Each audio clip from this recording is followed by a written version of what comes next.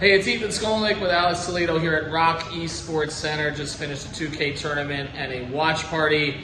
Looked good in the first half, not so good in the second half for the Miami Heat. They lose 107-100 against Oklahoma City. 2 straight losses over the past 2 nights on a 2-game trip. They come home to play Washington on Sunday. That should be a little bit easier. But actually a very similar story, Alex, to the game in Dallas. A great first quarter offensively. Ball was moving. And then they were struggling to get to 100 points at the end of the game. But I know what everybody's going to focus on here. Bam Adebayo is struggling. That's 2 straight bad games for Bam tonight. Only 1 field goal made. And on a night that they don't have Kevin Love and had to use Nikola Jovic as the backup center, you can't have that kind of performance from Bam. He looked tentative. He did some rebounding tonight, although the rest of the team did not. But offensively, he's in his head right now, it looks like that.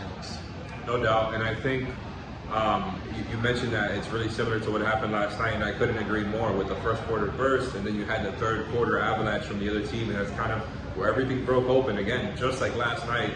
And I thought the difference between tonight and last night is that I felt, just from my perspective, that I didn't feel good about their chances in the fourth quarter, where I felt that Mavs game was a lot more winnable. I think the Thunder, by the end, the Heat looked gassed. They looked like they were out of answers, and Shea was just taking turns, picking guys to, guard him. He would get Heat players to come and he would pick up the guy who is guarding, one of the Heat smaller players, have him come screen for him, and boom, mismatch, and it was over. They really couldn't find an answer. They kept trying to send to, they had Isaiah Joe going that way. They had Jalen Williams attacking closeouts that way.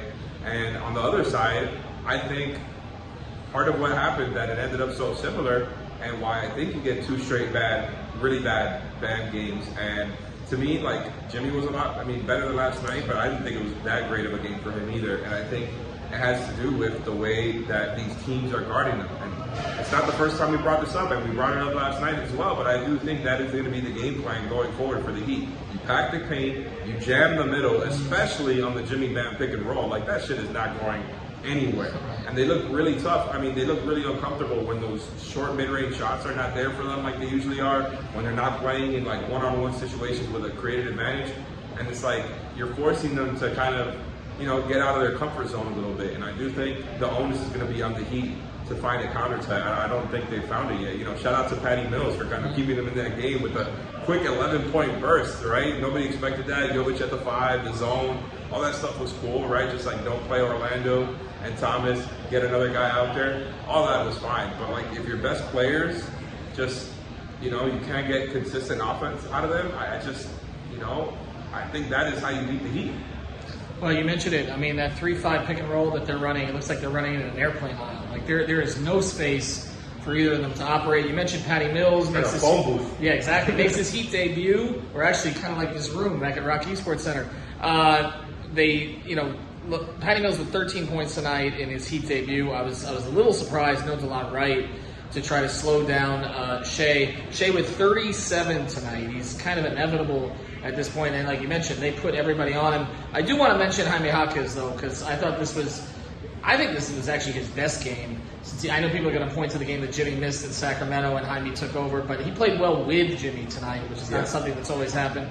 And he was aggressive. He went to the basket.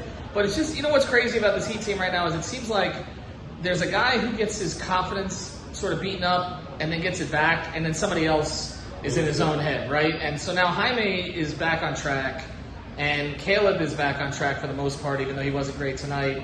And now Bam is lost. And we stopped talking about Tyler Hero for a little bit. I guess that's the one positive. But the Miami Heat lose both games on this trip against West teams that likely will be in the playoffs. In OKC's case, they may end up the number 1 seed. Got to get back on track against Washington. Got a lot of home games coming up. But again, they got to figure out that offense when things start to bog down. They had a 17-0 run today. We can talk about what Oklahoma City did offensively, but Miami went 6 minutes without a field goal. That was the big problem. That's where the game was lost today. Ethan Skolnick with Alex Toledo here at Rock Esports Center. Check it out. Mention 5 reasons when you come down here. You get $5 off the play all day. So just mention 5 or 5 reasons. Have a good day, everybody.